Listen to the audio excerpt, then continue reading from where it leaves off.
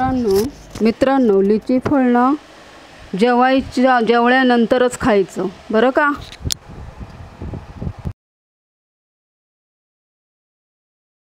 ह्याला लिची म्हणतात, ह्याला काय म्हणतात लिची। लिची आहे ना हे आरोग्याला चांगलं आहे। जास्त ॲसिडिटी झाली असली ना तरी पण हे खाल्लं तर आपली ॲसिडिटी कमी होते। कोणाला गॅस झाली असली जास्त तरी लगेच गॅस बाहेर पडण्याला मदत करते। हे लिचीचं फळ खूप चांगलं आहे, पण हे जास्त एकदमच खाऊ नये। दिवसातून किंवा एका टायमाला 3 ते 4च खावी फळं। आता हे कसं खायचं तुम्हाला सांगते। हे काढायचं कसं हे बघा, हे कसं पूर्ण आतमध्ये ना व्हाईट असते, हे वरती कव्हर असते हे बघा। हे कसं लेदरसारखं कव्हर असते आणि आतमध्ये मऊ फळ असते। हे व्हाईट जे सफेद आहे ना ते आपल्याला खायचं आहे। हे बघा कसं आहे, खूप छान आहे ना। आणि याच्यातलं जे आतलं बी आहे ते आतलं बी खायचं नाही, आहे ना छान। आतलं बी नाही खायचं, पण आतलं बी करसट असते। वाटल्यास हा बी काय करायचं 2 दिवस पाण्यामध्ये ठेवायचं किंवा 1 दिवस पाण्यामध्ये ठेवायचं, नंतर ते सुती कपड्यामध्ये ठेवायचं ओलं करून, आणि 2 टाईम ते ओलं करायचं न ठेवायचं। त्याला कोंब फुटलं ना की ते लावायचं, मग त्याचं ते झाड वगैरे येणार। मग त्याला किती 2-3 वर्ष जातील, मग त्याच्यावरती लिचीची फळं लागतील। पण ही फळं सगळ्यात चांगली म्हणजे आपल्याला डायबिटीस, कोणाला जर डायबिटीस असेल, जास्त असेल डायबिटीस तर डायबिटीस कंट्रोलमध्ये आणते। आणि कोणाला ॲसिडिटीचं प्रमाण जास्त असेल, ॲसिडिटीचं प्रमाण खतम करते, त्या दिवसापुरतं ते खतम करतो, पूर्ण फिनिशिंग करतो। पण ॲसिडिटीचं प्रमाण राहत नाही, कमी प्रमाणात होतं। आणि कोणाला जर हार्टचं प्रॉब्लेम असेल तरी पण हे खावं।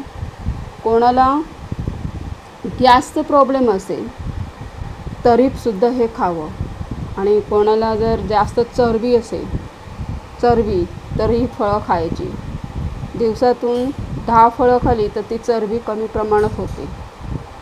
2 दिवसातून 10 फळं खायची तर चरबीचं प्रमाण कमी होते, कमी करते। एवढं याच्यामध्ये पॉवर असते।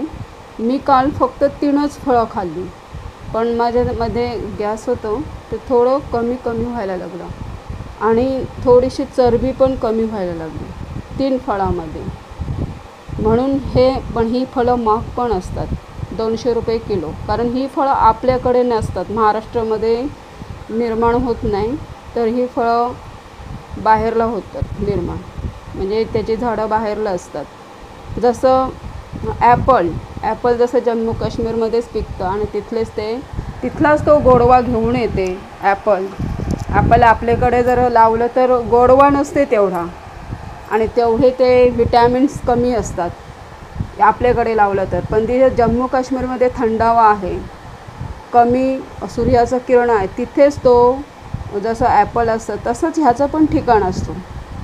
ज्या एरियामध्ये हे पिकतं तिथंच ते चांगलं पिकतं आणि तिथलेच ते व्हिटॅमिन्स त्यांच्यामध्ये ॲड होतात। आपल्याकडे हे तेवढं फार कमी व्हिटॅमिन्स हे करतात, त्याच्यामुळे तिकडनं इकडे येतात ती फळं। त्याला ट्रॅव्हलिंग एक्सपेन्सेस असतो, त्याच्यामुळे ही आपल्याकडे फळं महाग असतात। ही खूप मोठ्या प्रमाणात फळं येतात, पूर्ण झाडाचा भरलेला असतो, असं ह्याच्यासारखं गुप्सं म्हणजे जसं खजुराचं कसं झाड भरलेलं असतं तशी ही फळं भरलेली असतात। पण तिकडनं इकडे येताना ट्रॅव्हलिंगचा खर्च जो असतो त्याच्यामुळे आपल्याकडे फळं कशी असतात 200 रुपये किलोनी, 200 रुपये किलोनी ही फळं विकतात। 50 रुपयाची पाव किलो, जास्त नाही, पाव किलोमध्ये एवढीच फळं असतात बस, त्याच्या पलीकडे नाही। ही 50 रुपयाची फळं म्हणजे एवढी महाग असतात ती। पण जर नवीन हा फळ आला आणि त्यांचा टायमिंग असतो, ह्याच टायमाला ही फळं येतात, तर हाही जर नवीन फळं आली तर नक्कीच मित्रांनो खा, तुमच्या आरोग्यासाठी हे चांगलं आहे। डॉक्टरचा परामर्श पण घेऊ शकता. कारण कोणाला असं वाटते की ही फळं खाल्ल्यानंतर काय होईल का, मनात शंका येते. माझ्या पण मनात शंका आलेली, तसं तुमच्या पण मनात मित्रांनो शंका वगैरे येईल. पण असं काही नाही, फक्त ही फळं जर जास्त प्रमाणात खाल्लं, बघा कुठली पण फळं जर जास्त प्रमाणात खाल्लं तर आपल्याला उलटी होते. कुठलं पण फळ खा, पण फळाला खाण्याला पण मर्यादित असतो. ड्रायफ्रूट खाल्लं तरी त्याला मर्यादित असते. 3 ते 4 किंवा 4-5 ते खाऊ शकतो, एकदम ओव्हरटेक नाही. मग आपल्याला काय वाटतं जास्त खाल्लं तर आपण चांगले आरोग्यदायी होणार, पण नाही. प्रत्येकाला मर्यादा असते. जास्त खाल्ल्यानंतर ते हानिकारक असतो. पण कमी आणि कंट्रोलमध्ये खाल्लं तर ते मर्यादित प्रमाणे खाल्लं तर ते आपलं जेवण कसं सुशोभित करतो, आपला शरीर आरोग्यदायी बनतो आणि सगळ्यांपासून आपण कसं एकदम आरोग्यच असतो. हां, रोग प्रतिबंधकारक असतो पूर्ण. त्याच्यामुळं मित्रांनो हे खा, खूप छान आहे.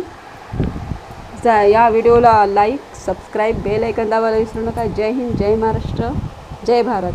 कुठल्या फळांची कशी माहिती आहे ती कधी जर वाटलंच तर तुम्हाला मी देऊ शकते.